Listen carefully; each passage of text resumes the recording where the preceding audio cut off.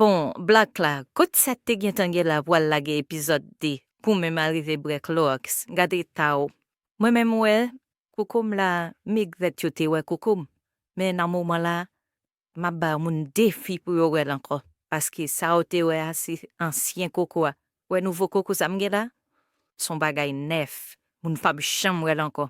Thanks for the coco change là dans de Julie. Mais l'autre la vin la boule vin touye m'plis, ke lox là. E respot an de ma chè. E pa mwen ki ta vle video a nan la ri. Malandren an mande $1000. M fè ket m bay $1000. I fè mwen lage video a. Ouais, misye, si m pa touye l map manje. Oh! Pa fin pase pou viktim ou wap manje neg. Le ou tap fa fò mwen video jont tap gouye la ou te bien tous. Kounya ou kaka voye ou pa ka vin di wap manje neg la. Kounya ou même wap pridan avek vi ou pour ça pas arriver encore. Ou après moi-même, coco m'pa gen do apprendre la ri même.